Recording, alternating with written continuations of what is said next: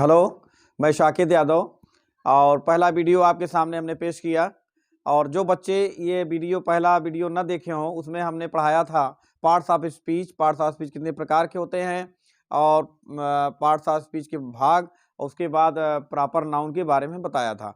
आज जो विद्यार्थी इस वीडियो को न देखे हों उसको देख लेंगे। उसके बाद आज मैं उसके तुरंत बाद कॉमन नाउन आता है, उसके बारे में हम आपको पढ़ाने चल रहे हैं। ठीक है। अब देखिए कॉमन नाउन क्या है, पहले इसको ध्यान रखिए आप। कॉमन नाउन जब भी हम बताएंगे आपको तो प्रॉपर नाउन को लेते हुए बताएंगे। प्रॉपर नाउन कॉमन नाउन को साथ में जब लेंगे तो आपका जो है अंतर जो होगा समझ में आ जाएगा। जैसे हमने कहा कि राम स्कूल जाता है तो हमने किसी विशेष व्यक्ति की बात किया है, लेकिन मैं ये कह रहा हूं कि लड़के स्कूल जाते हैं। राम तो एक लड़का है, लड़का है ना? हाँ लड़का है। तो अब लड़के स्कूल जाते हैं तो अर्थात हमने पूरे लड़के जात की बात कर दिया, जितने भी लड़के पाए जाते हैं। तो परिभाषा यह आती है कि ऐसा शब्द जिससे पूरे जात का बोध होता हो। जात का मतलब तुम लोग क्या समझ रहे हो? हिंदू मुस्लिम सिख ईसाई की बात समझ रहे हो क्या? नो, ये कोई जात की बात नहीं हो रही है।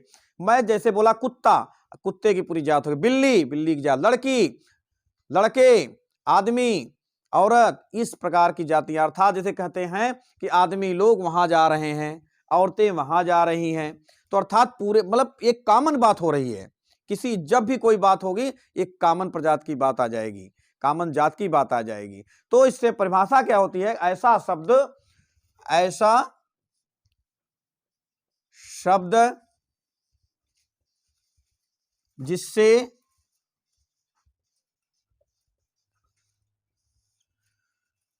किसी जात का बोध होता हो, जाति का बोध होता हो, उसे जातिवाचक संज्ञा कहते हैं। जातिवाचक संज्ञा कहते हैं। अब देखिए जैसे लड़का, लड़की,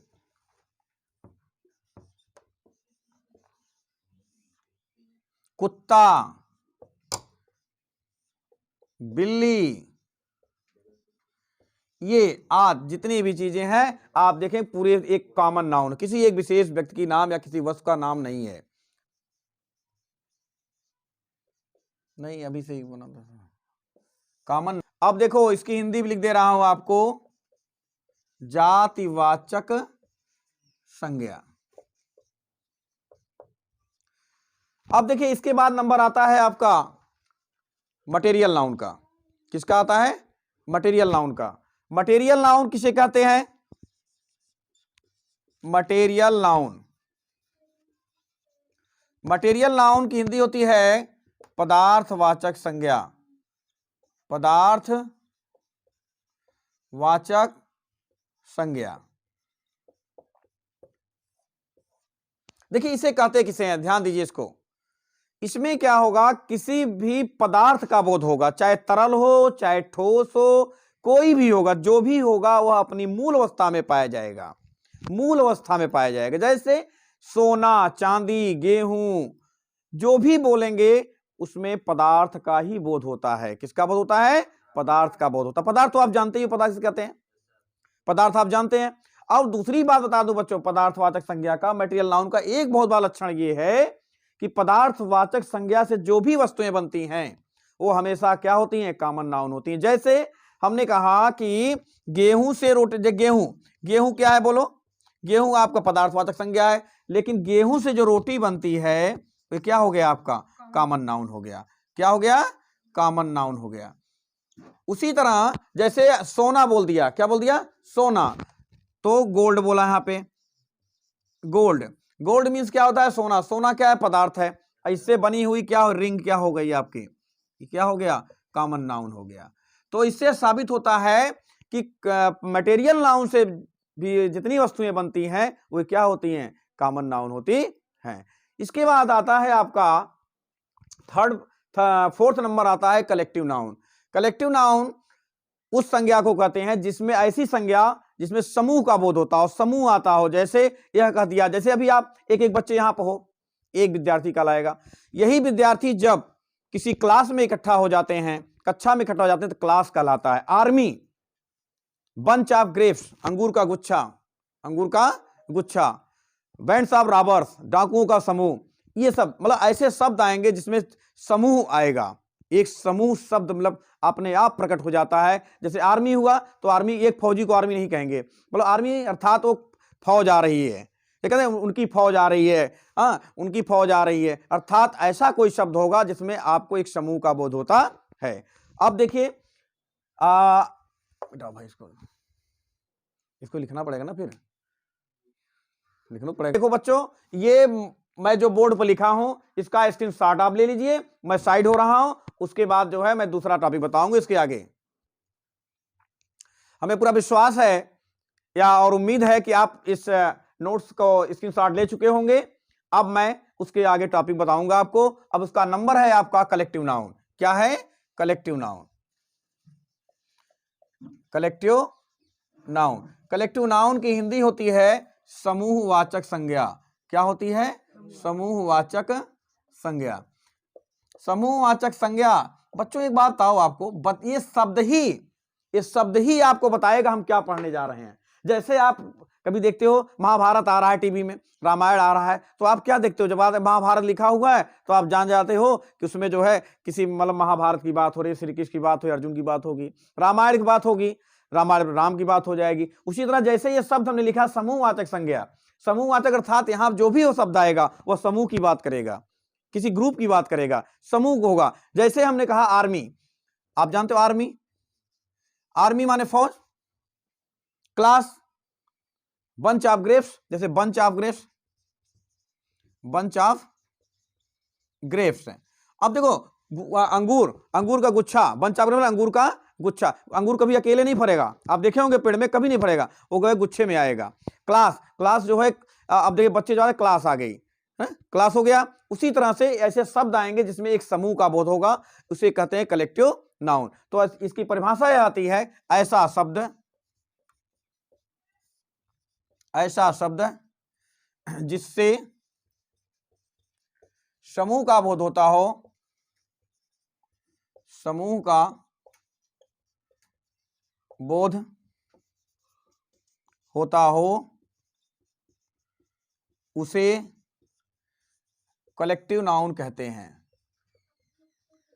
कलेक्टिव नाउन कहते हैं। जैसे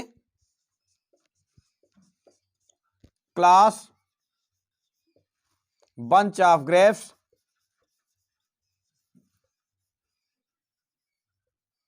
इत्यादि। अब हम आपसे ये कहते हैं कि इसका इस नोट्स का स्क्रीनशॉट लीजिए, उसके बाद फिर अगला टॉपिक हम आपको पढ़ाएंगे। हमें विश्वास है कि आप लोग जो है इसको स्क्रीनशॉट ले चुके होंगे। अब लास्ट नाउन का जो भाग है हम आपको बताने जा रहे हैं वो है अब्स्ट्रैक्ट नाउन। अब्स्ट्रैक्ट नाउन बच्चों बहुत ही इंपॉर्टेंट पार्ट होता है नाउन का। अब्स्ट्रैक्ट नाउन, अब्स्ट्रैक्ट नाउन, इसको बोलते हैं भाववाचक संज्ञा। क्या बोलते हैं? भाववाचक संज्ञा। अब देखिए अभी हमने पिछले टॉपिक बताया था कि जो हेडिंग होती है, जो टॉपिक होता है, वह बताता है कि हमें क्या पढ़ना है, क्या पढ़ाना है। यहां पर जरा देखो अब्स्ट्रैक्ट आ गया है, भाव आ गया है, अर्थात ऐसा साबित हो रहा है कि कुछ न कुछ भाव उत्पन्न होगा। भाव, भाव समझते हो ना? भाव इमोशनल, मतलब कहने का तात्पर्य भाव को हम न टच कर सकते हैं, न देख सकते हैं, केवल हम इसकी फीलिंग कर सकते हैं, महसूस कर सकते हैं। जैसे, कैसे? ध्यान दीजिए, जैसे मैंने कहा कि प्रसन्नता, जैसे भाई आज तुम बहुत प्रसन्न हो, ये तो एडजेक्टिव हो गया। लेकिन यह कहूं प्रसन्नता, दुखी, ईमानदारी एक अच्छी नीति है, honesty is the best policy. अब आप देखिए ऑनेस्ट क्या है? आपका एडजेक्टिव है, लेकिन यहां पर ऑनेस्टी आपका नाउन हो गया। तो अर्थात कहने का तात्पर्य ऐसा शब्द जिससे भाव उत्पन्न हो और उसे हम छू न सकें, केवल महसूस कर सकें, उसे हम भाववाचक संज्ञा कहते हैं। तो यहां लिखें अब्स्ट्रैक्ट नाउन, परिभाषा लिखिए पहले। ऐसा शब्द जिससे भाव उत्पन्न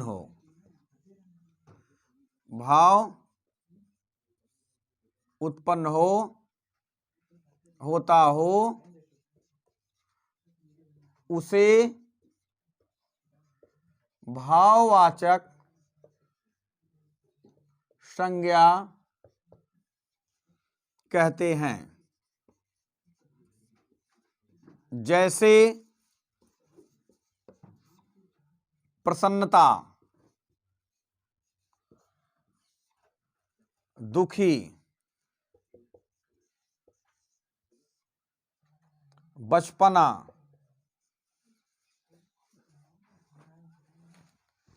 इस तरह से ऐसे शब्द हैं ये आपके अब्स्ट्रैक्ट नाउन हैं। और दूसरी बात बच्चों बताऊं आपको कि इंग्लिश में अब्स्ट्रैक्ट नाउन बनाए जाते हैं, इंग्लिश में हमेशा बनाए जाते हैं। जैसे नेस, हुड,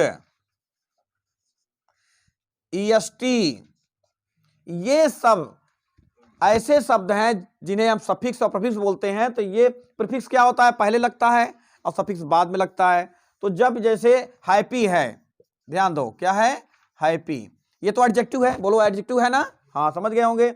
अब इसका कैसे बनाएंगे नाउन, आप देखेंगे यच, हैप्पीनेस। अब देखिए यहां पर प्रसन्नता आ गया, ये नाउन का कार्य कर रहा है। ये किसका कार्य कर रहा है, ये नाउन का कार्य कर रहा है। इसी तरह सैडनेस, चाइल्डहुड, जैसे चाइल्ड माने बच्चा, चाइल्ड माने बच्चा, तो चाइल्डहुड माने क्या है, बचपना। ये क्या है, आपके अब्स्ट्रैक्ट नाउन है। अर्थात कहने का तात्पर्य यह है कि अब्स्ट्रैक्ट नाउन को हम बनाते हैं और इसकी पहचान यही है कि इसमें अक्सर नेस, हुड, ईएसटी ये सब लगे रहते हैं। अब इस तरह से हमने आपको नाउन के सारे पार्ट को बताया, proper noun, common noun, collective noun, material noun और अब्स्ट्रैक्ट नाउन, इसके बारे में सब बता दिया। और आप लोग, हमें पूरा विश्वास है, समझ गए होंगे। और अब इसके बाद हम कल शायद पिछले वीडियो में बताया था कि कुछ लोगों ने यह बताया कि इस नाउन को 5 प्रकार में न कह करके केवल नाउन को 2 भागों में बांटा जाए, नाउन को केवल 2 भागों में बांटा जाए। पहला होता है काउंटेबल नाउन और दूसरा होता है अनकाउंटेबल नाउन। अब हम आपको बताने चलेंगे काउंटेबल क्या होता है और अनकाउंटेबल नाउन क्या होता है।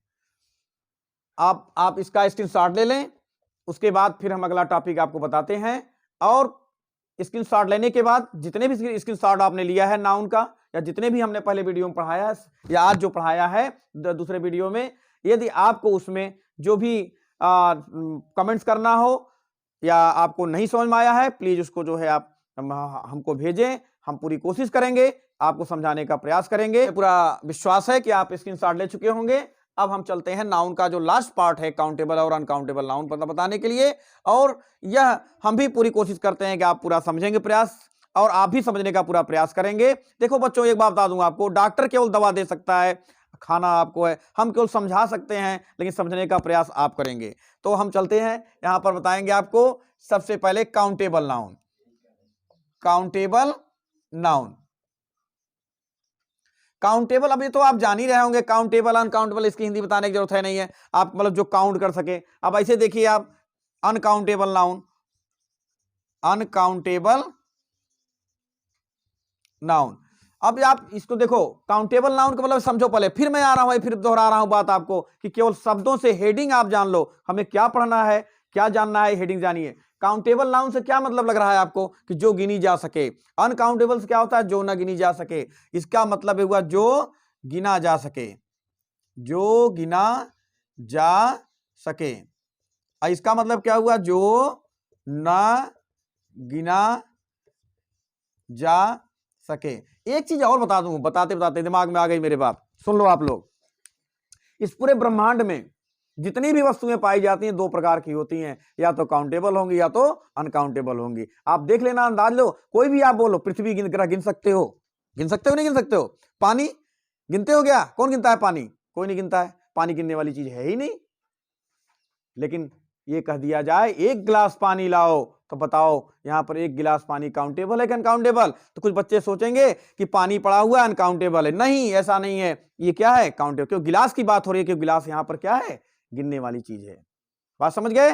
तो अर्थात इस तरह से हम आज आप लोगों को ये बताया नाउन के बारे में, नाउन के पूरे प्रकार बताया आपको। और दूसरी बात ये बताओ, काउंटेबल के आप लोग 10 एग्जाम्पल काउंटेबल नाउन और 10 एग्जाम्पल अनकाउंटेबल लिख करके लिखिएगा और एग्जाम्पल इसका ध्यान रखिएगा और मेरे चैनल पर आप जो है इसको भेज दीजिएगा। 10 काउंटेबल नाउन का इसका एग्जाम्पल और इसका एग्जाम्पल। और हमें पूरा विश्वास है कि नाउन आपको पूरा समझ में आ गया होगा। जो भी इसमें हमने पूरी कोशिश किया है समझाने के लिए। यदि उसमें आपको कुछ समझ में ना आया हो तो प्लीज आप लोग जो है उसमें अपना कमेंट्स दीजिएगा। हम पूरी कोशिश करेंगे आपको समझाने के लिए।